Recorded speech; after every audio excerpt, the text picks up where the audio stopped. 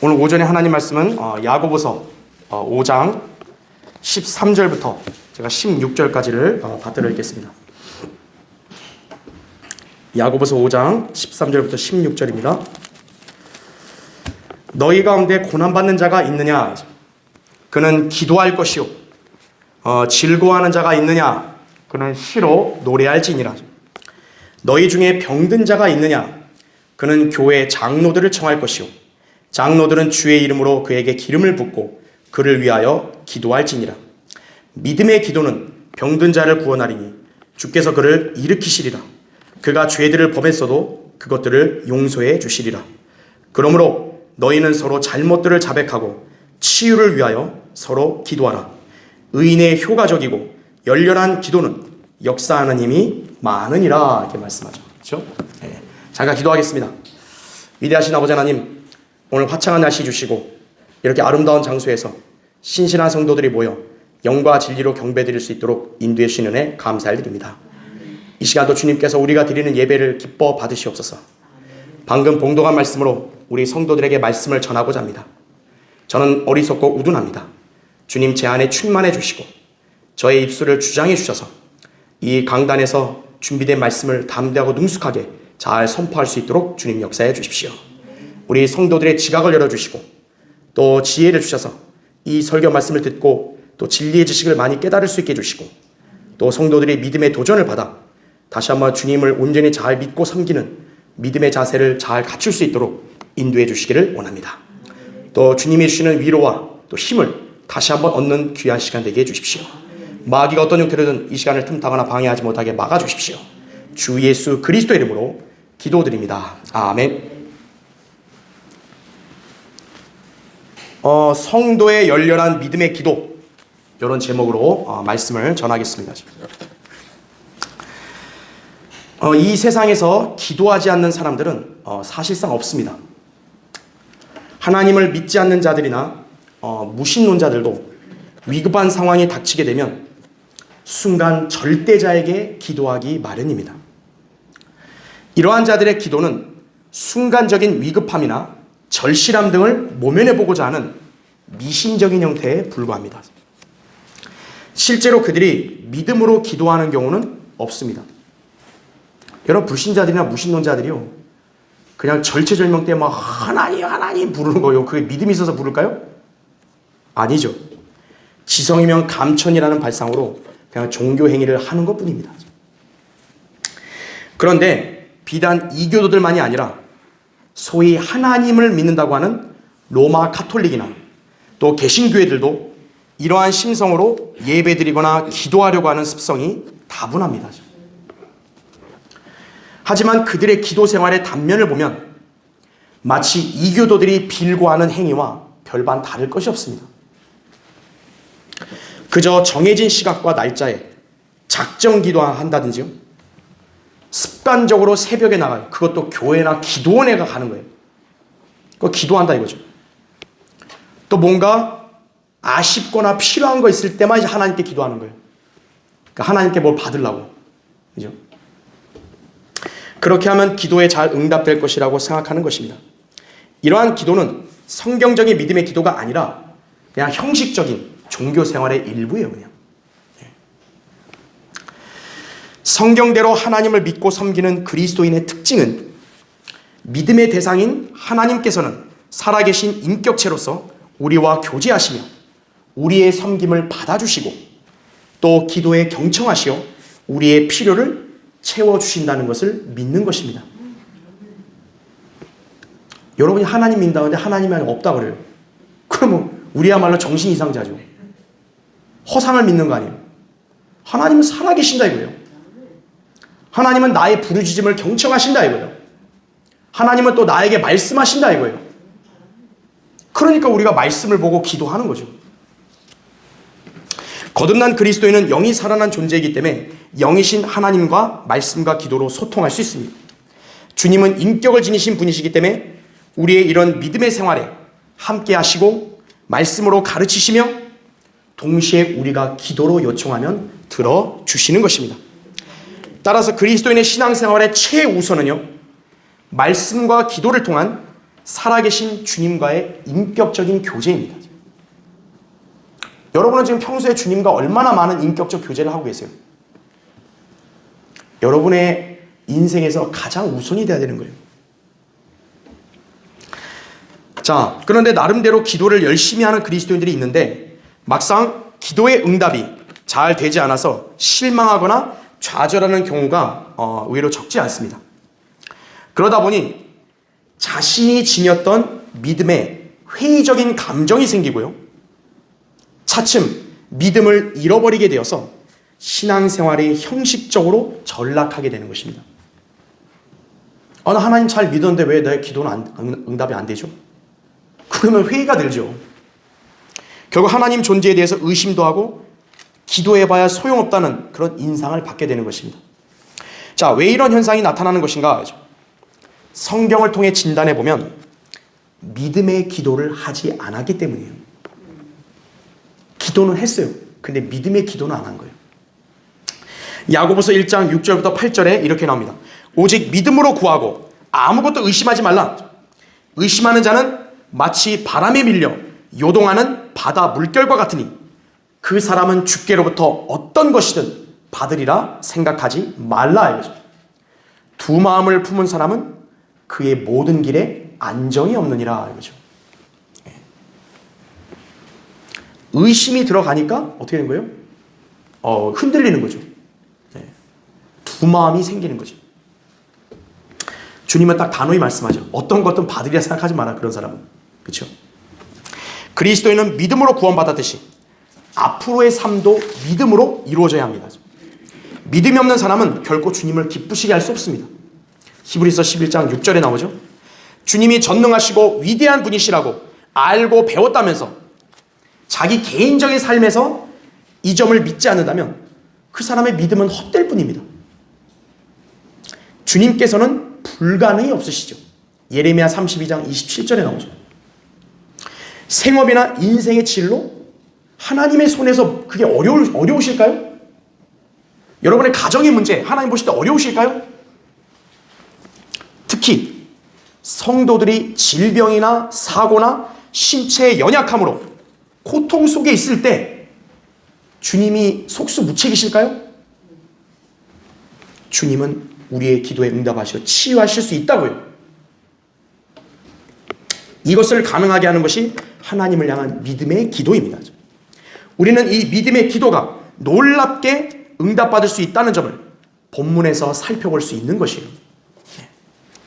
그러니까 우리가 왜 이 믿음의 기도가 중요한지 알죠. 그렇죠? 자, 오늘 본문 성도가 고난 중에 있을 때, 특히 신체의 연약함에 놓였을 때 그 무엇보다 주님을 향한 믿음을 지니고 기도하면 역사하신다는 점을 말씀하십니다. 현재 우리 교회에는 신체의 연약함과 통증으로 인한 고통에 시달리는 분들이 적지 않습니다. 여러분, 사람이 제일 힘들 때가 언제겠어요? 돈 없을 때일까요? 아니에요. 자기 몸이 아플 때가 제일 힘든 거예요, 사실은요. 그걸 누가 공감하겠어요? 여러분의 이 간절한 기도 제목, 이 문제에 대한 답은 오늘 말씀에 나오는 거예요. 서로 기도하라. 의인의 효과적이고 열렬한 힘은 역사하는 힘이 많으니라. 이 말씀을 여러분 믿으십니까? 예. 우리 오늘 이 믿음의 기도를 그간 생애 가운데서 과연 여러분이 얼마나 많이 했는지 살펴보아야 합니다. 주님은 우리의 기도에 이렇게 약속하셨습니다. 그러므로 내가 너희에게 말하노니 너희가 기도할 때 바라는 것들은 무엇이나 받은 것으로 믿으라. 그리하면 너희 것이 되리라. 이렇게 말씀했어요. 마가복음 11장 24절. 주님, 전 병을 낫고 싶습니다 이거예요. 나 안 아프고 건강하게 살고 싶습니다. 그렇게 기도하라 이거죠. 기도했으면 그렇게 될 줄로 믿으라 이거죠. 그래도 아픈데요? 그래도 될 줄로 믿으라 이거죠. 그래야 너희 것이 된다 이거죠. 여러분은 이 말씀의 약속을 신뢰함으로써 믿음의 기도가 주는 힘을 받아야 합니다. 그래야 놀라운 역사를 생애 가운데 경험하고 그것을 늘 간증함으로써 누구에게든지 주님을 찬양하고 서로를 붙들어주는 그런 계기가 되어야 할 것입니다. 우리 교회 안에서 지체들이 하나인데 한 지체가 고통을 받을 때 얼마나 괴로워요. 기도로 나았다고 생각해봐요. 얼마나 기뻐요. 하나님께서 그걸 원하시는 거예요. 그래서 오늘 설교의 주제, 성도가 믿음으로 간절히 구하면 응답하신다 이거예요. 여러분도 어떤 것이든 응답받기를 원한다면 믿음으로 간절히 구하면 응답하신다 이거예요. 자, 첫 번째요. 고난 중에 있는 자는 기도할 것이요 그랬어요. 오늘 여기 본문 13절 보세요. 너희 가운데 고난받는 자가 있느냐? 그는 기도할 것이요. 즐거워하는 자가 있느냐? 그는 시로 노래할지니라 이거죠. 자, 인간이 대단한 존재라면 무엇 때문에 신을 찾겠어요? 그렇죠? 인간에게 제일 대단한 존재가 누구냐? 엄마예요, 엄마. 엄마야! 그죠? 그죠? 저기 낭떠러지 떨어지면 어때요? 엄마야! 그죠? 엄마. 엄마 어디 있어요, 대체? 그죠? 근데 거기다가 또 다른 신을 한번 불러보라 그러죠. 절체절명해서 신을 한번 불어보라고. 인간은 무의식적으로도 하나님 나오는 거예요. 오 마이 갓 이게 나오고 오 마이 갓. 자, 인간은 연약하고 불완전한 존재이기 때문에 절대자에게 의지하려는 본성이 내재해 있습니다. 인간은요, 강한 존재가 아니에요. 인간은 누구나 연약해요. 어딘가에 의지하고 싶어해요. 인간은 누구나. 그냥 강한 척 하는 거죠. 세상의 이방인들도 이렇게 할진데, 자, 그럼 절대자에게 의지한단 말이에요? 그럼 하물며 살아계신 하나님을 믿고 진리를 아는 그리스도인들은 우리는 의지할 분명한 분이 계시잖아요. 그분께 기도할 수 있다 그랬잖아요. 그럼 이 기도할 수 있는 특권을 소홀히 한다면 우리가 말이 안 되는 거죠. 고생과 수고로 점철된 우리 인생, 특히 그리스도인으로 살 때에 당하는 고난과 박해에 시달리고 있는 성도에게 있어서 가장 큰 위로는 바로 자신을 구해 주실 수 있는 분께 기도할 수 있다는 것입니다. 시편 50편 15절에 고난의 날에 나를 부르라. 내가 너를 구해낼 것이요 너는 나를 영화롭게 하리라 이렇게 말씀한 거예요. 몸이 아픈 고난이 있다. 하나님을 부르라 이거예요. 하나님께서 구해 주신다 이거죠. 자, 그리스도인이 되었다고 해서 세상에서 당하는 난관이나 환난이 없는 것이 아닙니다. 그리스도인이라서 코로나 확진이 안 되나요? 코로나 확진 걸려서 고통당할 수 있는 거예요. 때론 인생의 쓰디쓴 잔을 마실 때가 종종 있다고요. 인간의 노력과 지식의 영역에서 벗어난 일들이 얼마나 널려 있습니까? 의사들이 특히 규명하지 못한 질병들의 숫자는 얼마나 많아요. 답답해서 병원에 데려갔는데 모르겠대요, 병을. 그것처럼 답답한 게 어디 있겠어요? 인간이 거기서 뭘 할 수 있겠어요? 난치병이라고 해도 완치를 못하여 사망하는 환자들의 수도 꾸준하게 늘고 있어요. 그러다 보니 우리 그리스도인들도 언제든지 예기치 못한 질병이나 신체의 노쇠함으로 고통당할 수 있습니다. 환경이 오염됐으니까 이 오염된 환경에 살다 보면 우리도 몸이 약해지는 거예요. 그러나 그러한 일이 닥쳤을 때 세상 사람과 우리의 다른 점은 우리는 가장 먼저 기도할 수 있다는 거예요. 설사 병원 의사에게서 치료를 의뢰한다고 할지라도 또 의학 상식으로 나을 수 있는 사소한 질병이라고 할지라도 늘 하나님께 기도하는 것을 우선적으로 행한다 이거죠.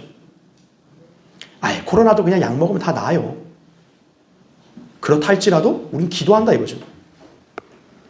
왜냐하면 좋은 의사와 의학 처방도 하나님의 은총에 속한 것이기 때문입니다.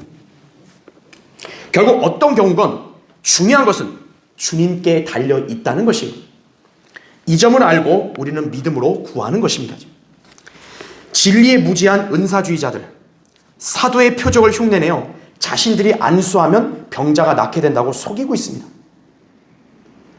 그래서 병 고친다 하면서 그런 사람들이 돈을 걷는 거예요. 진리에 무지한 사람들도요, 그들의 신비주의 사상이나 거짓말에 속아서 심지어는 의학을 무시하고 그들에게 매달림으로써 돈과 인생을 낭비하기도 합니다. 병원을 가야 되는데 교회 목사한테 가는 거예요. 안수 좀 했어요. 낫게 해달라고. 그러나 사도들의 안수로 치유하는 표적은 이미 끝났습니다.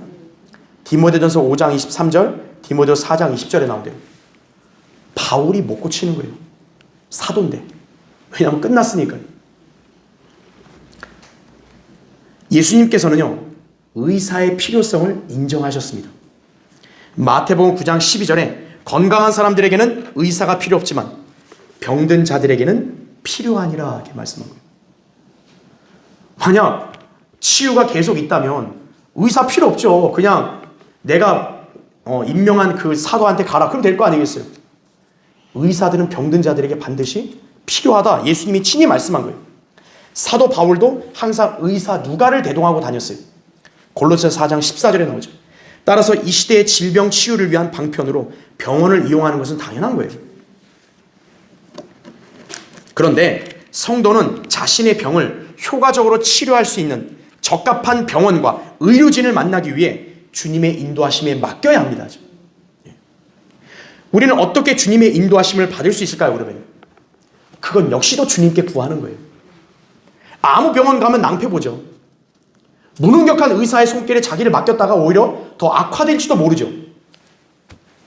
주님께 좋은 정보와 지식을 찾고 올바르게 판단할 수 있는 지혜를 구하는 것이에요. 야고보서 1장 5절에도 너희 중에 누가 지혜가 부족하면 모든 사람에게 아낌없이 주시고 꾸짖지 아니하시는 하나님께 구하라. 그러면 그분께서 주실 것이라 하게 말씀합니다. 지혜를 구해서 내 이 병을 어떻게 치유하면 좋겠습니까? 하나님께 알아야죠. 어떤 약을 먹어야 되고 어떤 병원에 가야 되고 그걸 알려주십시오. 그것 자체도 우리가 하나님께 맡기는 것이에요. 우리는 결코 자신을 신뢰하거나 또 육신적인 경험이나 연륜, 다른 사람들의 기호 등을 지나치게 의존하면 안 됩니다. 그런 사람은 기도 안 하게 되는 거예요. 오직 자신의 마음을 다하여 주님을 신뢰하고 모든 길들에서 그분을 인정해야 한다 이거죠. 이거는 괜찮아요가 아니에요. 이러한 모든 길들에서 내가 하나님을 먼저 인정하는 거죠. 주님 알려주십시오. 주님 저를 인도해 주십시오. 그래야 그분께서 여러분을 인도해 주신다라는 거죠. 잠언 3장 5절 6절에 그대로 나옵니다. 자, 주님은 우리에게 확실한 기도응답의 약속을 주셨는데 바로 예수 그리스도의 이름으로 구하면 무엇이든지 들어주신다는 것입니다. 요한복음 14장 13절 14절에 또 너희가 내 이름으로 무엇이든지 구하면 내가 그것을 행하리니. 저 지금 의사도 제 병을 모르겠다는데 이거 고쳐줄 수 있습니까? 할 수 있다 이거죠. 이는 아버지로 아들 안에서 영광을 받으시게 하려는 것이라. 너희가 무엇이나 내 이름으로 구하면 내가 행하리라 이렇게 말씀하죠. 이 약속을 성취시킬 수 있는 성도는 말씀과 기도를 통해 주님과 교제하는 사람입니다. 요한복음 15장 7절에 나오죠. 주님과 교제하는 사람은 주님의 도우심을 구할 거 아니에요. 그럼 주님이 그 사람의 기도에 응답해 주셔야 그 사람이 주님께 영광을 돌릴 거 아니겠어요? 만약 응답을 못 해주면 주님 입장에서 망신을 당하시는 거예요. 우리 주님이 그러실 리가 있나요?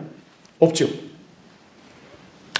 그러므로 성도가 주님과의 영적 교제를 잘 나누어서 이 말씀을 믿고 기도하게 되면 주님은 무엇이든 행해 주신다는 거예요.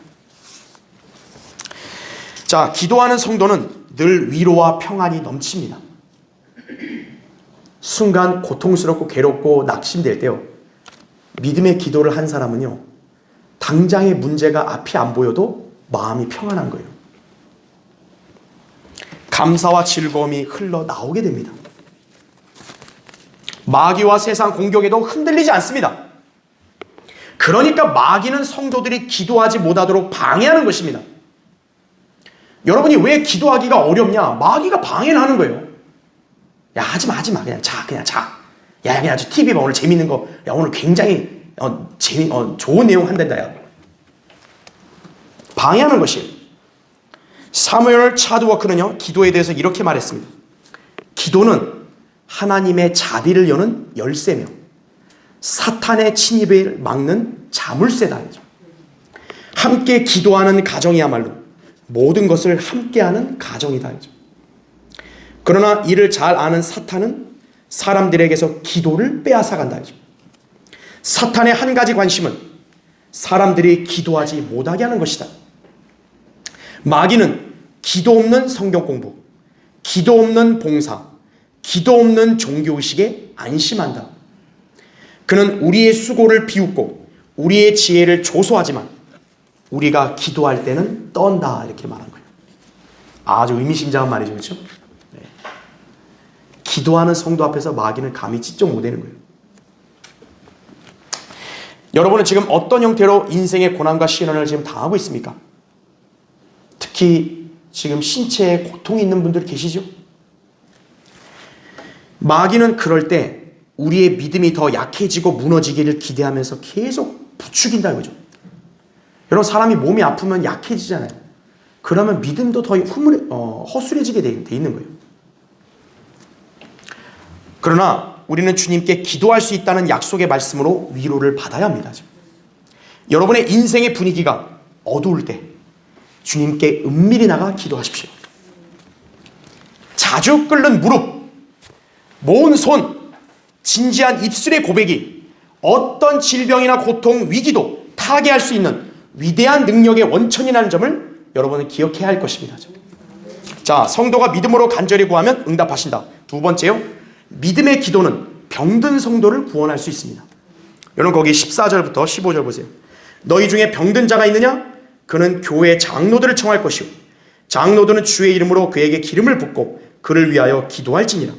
믿음의 기도는 병든 자를 구원하리니 주께서 그를 일으키시리라. 그가 죄들을 범했어도 그것들을 용서해 주시리라. 이렇게 말씀합니다. 성경에서 장로는 감독, 목사와 동일한 직분입니다. 비록 야고보서가 이스라엘 12지파를 위한 그런 서신이라고 할지라도 지금 본문은 영적으로 교회 시대에도 적용이 가능합니다. 본문에서 치유를 위해 권장하는 사항은 누군가 병이 들었을 때 그 교회 목자를 초대해서 그에게 기도해 달라고 부탁하라는 것입니다. 만약 그 교회 영적 지도자들이 여러 명이면 함께 초대할 수 있습니다. 그러면 그들이 하나님께 기도하면 그 기도의 능력이 따르게 됨을 지금 말씀하신 것입니다. 여러분의 믿음의 기도도 좋지만 때로는 목자에게 이러한 어려움을 토로하고 같이 기도하면 더 좋은 거예요. 그게 하나님께서 목자들에게 기도의 능력을 주신 것은 목사가 무슨 특별해서가 아니에요. 그들이 영적으로 하나님과 교제하고 주님과 동행하기 때문이에요. 그런데 만약 목자라고 해서 믿었는데 그 사람이 전혀 영적이지도 않고 성경적 기도도 하지 않고 말씀에 소홀히 하는 사람이라면요, 그 사람은 전혀 기도 응답의 능력이 없어요. 그냥 목사인 줄 알고 그냥 무조건 믿고 맹목적으로 믿고 초대했는데 뭐 어때요? 그냥 시간만 낭비한 거예요. 그렇기에 그리스도인이 하나님께서 세우신 교회에 속하여 부르심 받은 목자와 함께 믿음 생활하는 것이 얼마나 중요한지를 알아야 되는 거예요. 저는 여러분에게 얼마든지 요청하면 가잖아요. 상담자고 또 여러분을 권면하고 여러분 필요하면 가서 기도하잖아요. 같이 어려움을 나누고. 그런데 아무 교회에 나가서 부르심 받지 않은 거짓 목자들을 신뢰하게 되면 어떻게 되는 거죠? 영적으로 낭패를 보는 거죠. 아, 좀 기도하면 될 줄 알았는데 이게 또 되지도 않죠. 예. 그러면 또 그거에 대해서 뭐라고 하면 또 뭐라 그래요? 아이고, 믿음이 없어서 그래요. 왜 이렇게 믿음이 없어요? 타박만 받죠? 예. 전혀 성경적이지 않다 이거죠. 자, 한 예를 들어둘게요. 미국 엘라베마 주에서요, 어린 소년이 길에서 트럭에 치였어요. 때마침 그 아버지가 그 광경을 목격을 한 거예요. 그 트럭 운전사가 놀라가지고 그 아이를 안고 병원으로 가려고 하는데, 근데 이 아버지가 그걸 허락을 안 하는 거예요. 자기 아들이 지금 트럭에 치였잖아요. 자, 이 아버지의 정체가 뭐냐? 은사주의 목사예요. 그래서 그는 자기 아들을 그 자리에 눕히라고 외치고서는요, 자기가 안수해서 그 아이를 살리겠다고 말하는 거예요. 그러자 트럭 운전사가 이 말도 안 되는 소리 하지 말라고 막 실랑이를 벌이는데, 이 아버지를 이길 수는 없잖아요. 제3자가. 도저히 안 될 것 같아서 그들을 남겨놓은 채 경찰서로 달려가서 신고하여 도움을 요청했다고 합니다. 자, 교통경찰국이 앰뷸런스와 함께 현장에 도착을 했어요. 하지만 그 소녀는 이미 죽었다고 합니다. 그 아버지의 그릇된 비성경적 은사주의 맹신 때문에 귀한 목숨 하나 잃은 거죠. 그렇죠? 그러니까 아무나 하나님 이름 부르고 아무나 목사하고 기도한다 해서 그게 다 믿는 거 아니에요. 그리스도인은 막연하거나 허무한 믿음을 지닌 사람이 아닙니다. 우리는 확실한 약속의 말씀을 믿음으로 기도하는 성도입니다. 주님은 오늘 말씀에 따라 믿음의 기도는 병자를 낫게 한다고 말씀하셨습니다. 그래서 우리는 하나님께 기도하기를 멈추어서는 안 됩니다. 그리고 교회 목자나 영적 지도자들을 청해서 함께 기도하는 것입니다. 그럴 때 그 기도의 힘은 역사하는 힘이 많은 것입니다. 기도는 목사나 특별한 성도들을 위한 전유물이 아닙니다. 여러분이 목자를 초대할 수 있다 하지만 그렇다고 목자만 기도하는 게 아니라 평범한 성도들의 모든 특권이에요. 기도는. 여러분 기도하는 게 어렵나요? 제일 쉬운 게 사실 기도하는 거예요. 여러분도 모두 기도할 수 있고 기도의 능력을 언제라도 경험할 수 있는 것입니다. 저 일반 교회들의 교인들은 항상 목사나 다른 능력 있는 사람들만 의지하려고 합니다. 왜 자신을 기도를 못하냐고 그러면요. 그죠? 그들이야말로 진정 믿음이 없는 것입니다. 그러나 여러분은 성경의 진리를 알고 믿기 때문에 기도할 수 있습니다. 주님께서는 성도가 그분을 기쁘시게 하면 기도에 응답하신다고 약속하십니다. 요한일서 3장 22절에 무엇이든지 구하는 것을 그에게서 받나니 이는 우리가 그의 계명들을 지키고 그의 목전에 기쁨이 되는 일들을 행함이라 이거죠. 여러분이 하나님 주신 이 말씀을 여러분이 잘 지키려고 노력하고 실행하잖아요. 그럼 하나님을 기쁘시게 하는 거예요. 하나님을 기쁘시게 하면 여러분의 기도는 응답받는 것이에요. 여러분 안에 어떤 질병이나 통증이 괴롭다고 할지라도 기도 응답으로 치유될 수 있는 거예요. 주님이 이렇게 말씀해놓고 안 하시나요? 그렇죠? 빌리 브레이 목사라는 분이 있는데요. 한때 자기 딸이 중병에 걸리자 그 아이를 병원에 입원시켰습니다. 그런데 수중에 가진 돈이라고는 단돈 17센트밖에 없을 정도로 가난했다 그래요. 그러니까 1달러도 없는 거예요. 1,000원도 없는 거예요. 수중에. 담당 의사를 잘 만나서 얘기해가지고 딸의 입원 수속을 발부를 했지만 여의치가 않았죠. 돈도 없는데 어떻게 입원을 해요. 자, 거의 죽어가고 있는 그 딸을 데리고 그냥 발길을 돌릴 수가 없어서 그는 딸을 안은 채 병원 복도에요. 꿇어 앉아가지고 하나님께 기도를 드린 거예요. 자, 어떤 기도인지 보세요. 주님, 지금 제 딸이 죽어가고 있습니다. 저는 이대로 딸의 시체를 안고 집에 들어가 내 아내를 볼 면목이 없습니다. 그러나 저는 주께서 지금 우리를 굽어보시고 계시며 당장 내 딸을 살려주시리라는 것을 의심치 않습니다. 주님만 믿고 우리 부녀가 여기서 일어나 걸어가렵니다. 그리고 모든 사람들에게 주님의 영광을 증거하겠습니다. 주님, 영광 받으십시오. 아멘. 이렇게 얘기한 거예요.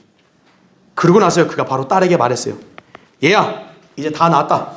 이제 일어나 집으로 가자꾸나. 여러분 어떨 것 같아요? 그 딸이 그 자리에서 벌떡 일어났다 그래요. 그리고 그는 딸과 함께 병원에서 걸어 나올 수 있었다고 합니다. 우연일까요? 이게 우연일까요? 믿음의 기도를 하니까 하나님 역사한 거예요. 이 목사는 지금 병원 입원도 못 시키고 자기 딸이 죽어가는 모습을 지켜보고 있을 때 그 절실함이 얼마나 크겠어요. 그러니까 여러분도 한번 그런 절실함으로 한번 기도해보라 이거예요. 우리는 성경대로 믿고 실행하는 그리스도인이죠. 모두 이 믿음의 기도를 할 수 있습니다. 우리가 하나님께 하는 기도는 치유의 능력을 발휘할 수 있는 위대한 역사임을 기억하십시오. 여러분의 기도가 여러분 자신은 물론이고 다른 성도의 병을 낫게 하는 원동력이 될 수 있는 것입니다. 목자도 늘 성도 각인의 건강을 위해서 무엇보다 주님의 능력을 신뢰하며 기도하고 있습니다.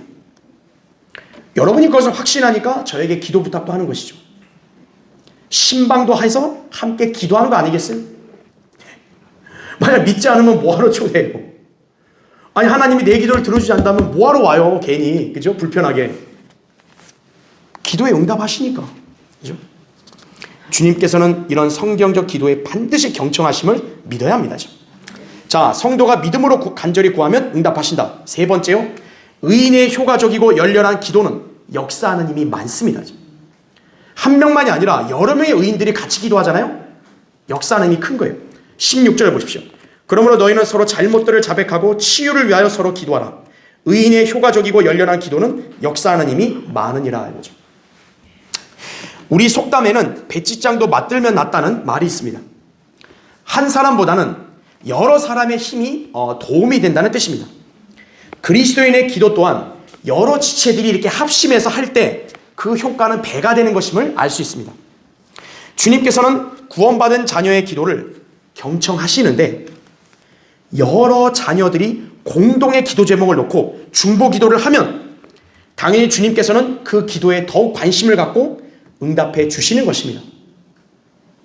이것이 바로 교회에서의 기도 모임의 중요성입니다.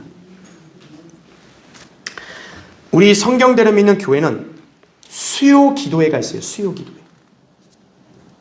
다른 교회들은요, 거기다가 예배를 붙이는 거예요. 수요 예배, 새벽 예배, 금요 철야. 왜냐? 예배를 붙여야 헌금을 걷거든요. 성경적이지 않아요, 전혀. 그러나 우리 교회는 오직 성경에 근거한 성경적 모임만을 가질 뿐입니다. 수요 기도에는 성경이 없어요, 사실. 그런데 신약 교회들이 전통으로 수요일 날 모이는 거예요. 왜냐하면 한 주가 일요일부터 다음 주일까지 너무 길잖아요. 그 주의 중간이 수요일이니까 수요일 저녁에 모이는 거예요. 한 번 더 만나자. 그럼 만나면 뭐 할까요? 기도하는 거예요. 그래서 우리 교회는 수요 기도회라 그러는 거예요. 그러니까 여러분도 우리 교회를 누군가 알릴 때 수요 예배란 말 쓰면 안 돼요. 그럼 사람들이 우리가 헌금 걷는 줄 아는 거예요. 수요 기도회. 그래서 기도회 때는 헌금 안 걷어요, 우리는. 자, 이 모임의 목적은 교회 안의 모든 지체들의 사정과 필요를 함께 나누면서 중보 기도하기 위함입니다. 무엇보다 교회 사역과 다른 지역 교회들 및 해외 선교사들을 위한 중보, 그리고 지체들의 건강, 생업의 안정, 가정의 문제 등을 놓고 합심해서 간구하는 것입니다. 특히 우리 교회는 지체들의 건강을 중점적으로 기도하고 있습니다. 네. 어르신들뿐만 아니라 또 이렇게 젊은 또 그런 지체까지 우리 기도하잖아요. 이것이 바로 의인의 효과적이고 열렬한 믿음의 기도입니다. 그 사람 당사자만이 아니라 다른 지체들이 그 사람을 위해서 같이 기도한다고 생각해 보세요. 기도의 열기가 얼마나 뜨겁겠어요. 따라서 오늘 말씀에 따라 우리의 기도는 역사하는 힘이 많다는 것을 확신하는 것입니다. 물론 우리는 무턱대고 기도만 하지 않아요. 오늘 말씀에 보면 조건이 있어요. 너희는 서로 잘못들을 어떻게 하라 그래요? 자백하라고 나옵니다. 성경적 치유 방식은 자백이에요. 흔히 성도가 고난을 당하거나 또 질병이나 사고로 고통을 당할 때는요, 죄에 연루되지 않았는지를 살펴보기도 합니다. 1차적으로 일단 질병이 왔다. 여러 이유 중에 하나님의 징계일 수도 있는 거예요. 그러면 나를 돌아봐야죠. 하지만 모든 질병이 곧 죄 때문에 기인된 것은 아니에요. 그러니까 어떤 성도가 아프다고 무조건 저 성도 죄졌다 이렇게 단정하면 안 돼요. 그거 위험한 거예요. 가장 대표적으로 우리가 사도 바울을 볼 수 있잖아요. 가장 훌륭한 그 그리스도인이 일생을 병을 앓았던 사람이라고요. 그가 죄를 지었다고 병이 발병된 걸 볼 수 없죠. 때로는 마귀의 공격으로 아플 때도 있는 거예요. 네. 또 자신의 부주의나 과오나 게으름으로 아플 수도 있는 거예요. 원인이 여러 가지가 있다고요. 그러나 그리스도인들이 믿음의 기도를 할 때는 자신들의 잘못들이 있는지를 점검하는 자세도 필요하다 이거죠. 자, 여기서 잘못들이란 말은요, 죄악이나 악한 행위를 말하는 게 아니고 그 내면의 잠재해 있는 성질이나 기질 같은 것으로 죄를 범할 소지가 있는 내면적 결함을 말합니다. 사실 그리스도인 누구나 육신을 입고 있기 때문에 각자마다 기질이나 습관 등이 내재해 있다고요. 그런데 이런 기질이 대체로 그리스도인으로서 바람직하지 않은 그런 태도나 사고라는 게 문제인 거예요. 그러니까 어떤 사람의 기질은 굉장히 막 이렇게 빈정대는 사람이 있어요. 그러니까 그런 기질이 있을 때 어때요? 기도할 때도 빈정거리게 돼버린다고요. 그럼 응답을 못 받죠. 그런 잘못을 자백해야 돼요. 또 어떤 사람은 지나치게 의심이 많아요. 그냥 병적일 정도로. 그럼 그런 것도 고칠 수 있어야죠. 어떤 사람은 남에 관한 미움이 너무 커요. 그냥 꼴보기 싫다 그냥 저 인간. 그런 기질이 있으면 어떻게 되는 거예요? 기도가 안 되는 거죠. 그러니까 그런 것들을 자백하라 이거죠. 특히 여러분이 누군가를 위해 기도해 주려고 하는데 이 지체를 위해서 교회가 기도해 줘야 되는데 나는 이 지체가 싫어요. 그럼 기도가 되겠어요? 안 되겠어요? 안 되죠. 그러니까 그런 것들을 자백하라 이거죠. 예. 이런 것들이 행동으로 표출되면 죄로 연결될 소지가 다분하다고요. 그런 거를 자백하라는 거죠. 예. 그렇게 우리는 때론 이런 자신들의 결함을 경시하거나 지나쳐서는 안 돼요. 보통 인간의 자기 변명은 뭡니까? 나는 원래 그렇게 생겨먹은 사람이에요. 이거죠.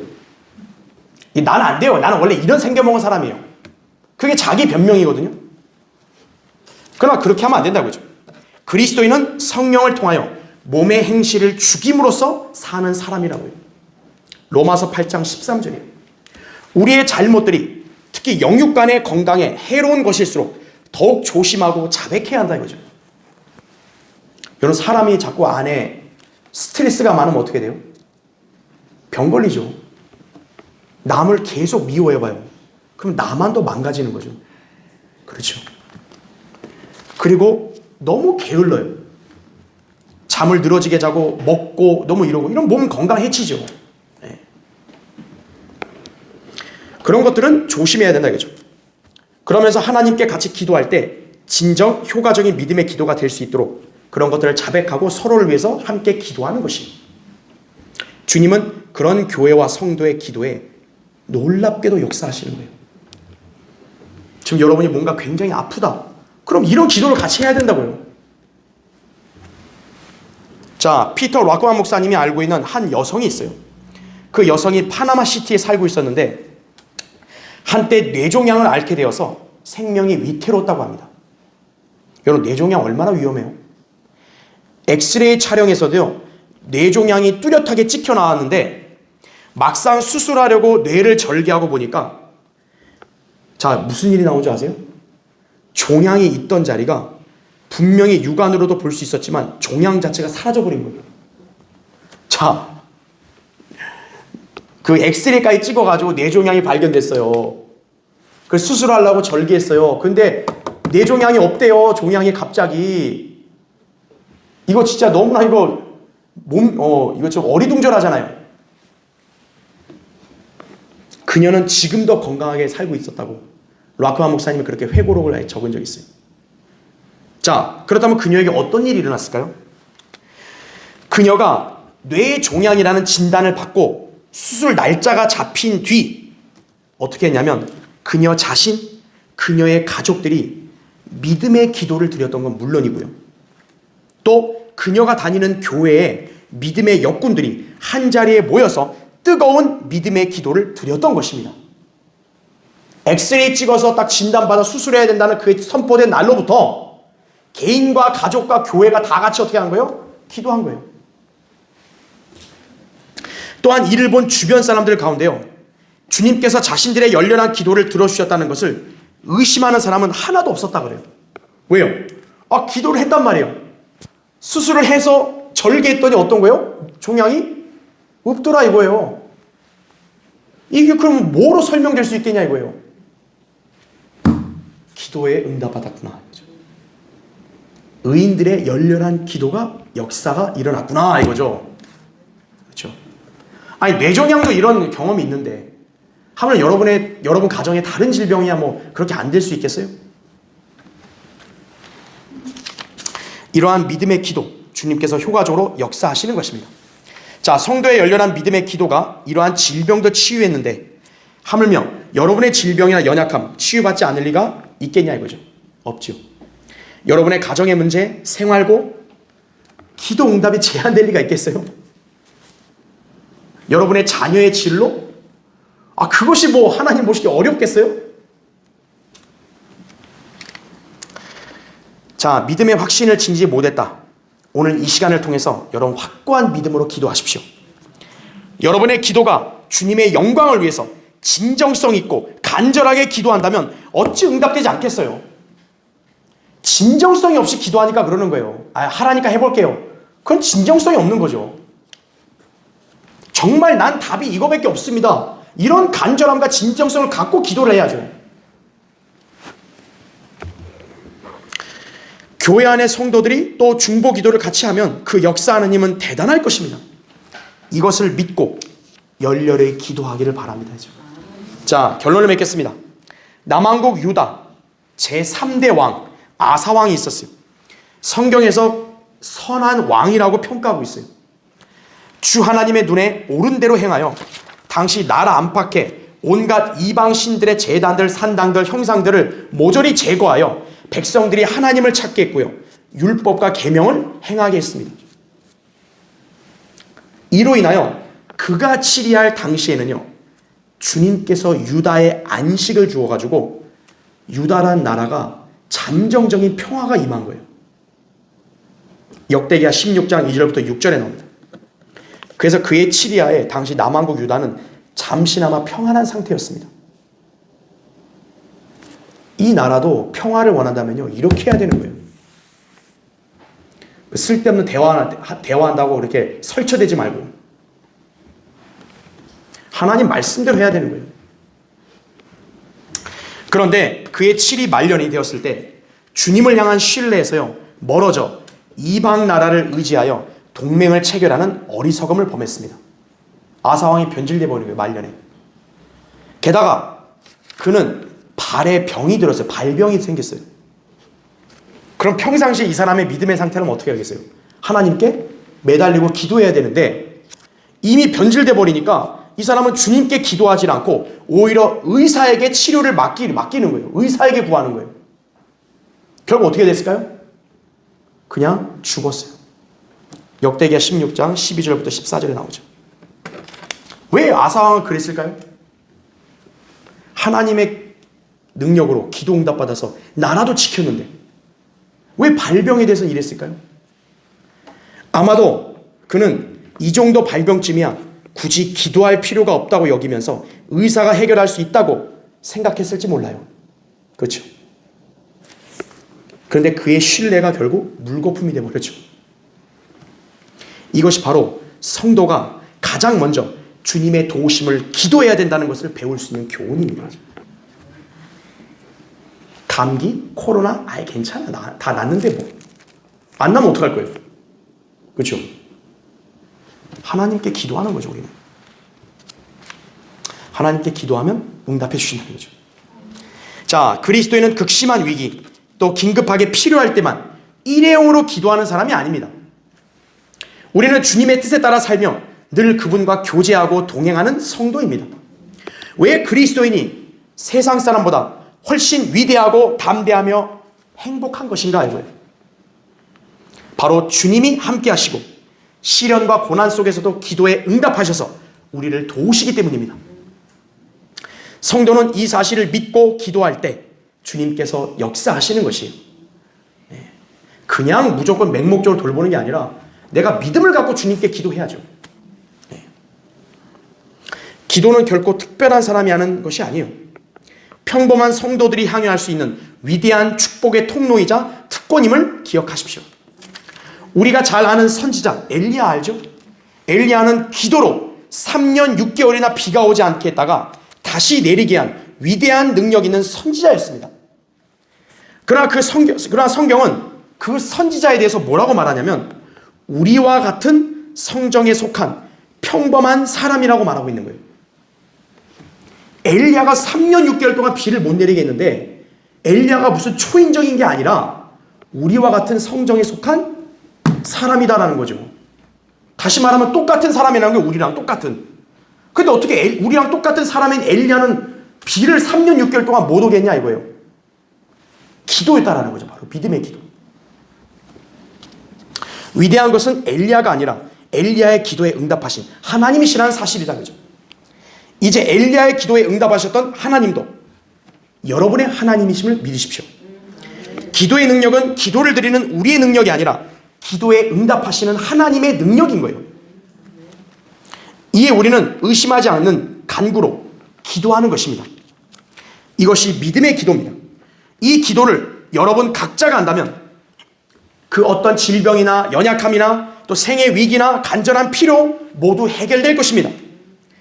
더 이상 질병이나 연약함 등으로 염려하거나 두려워하거나 불안해하지 마십시오. 여러분, 주님께 자신을 완전히 맡기는 믿음으로 기도하셔서 놀라운 응답을 받으실 것을 저는 굳게 믿어요. 하나님 말씀 믿기 때문에. 여러분 자신 기도하고 응답받는 걸 믿어요? 네, 주님을 온전히 신뢰하시기 바랍니다. 자, 기도하겠습니다.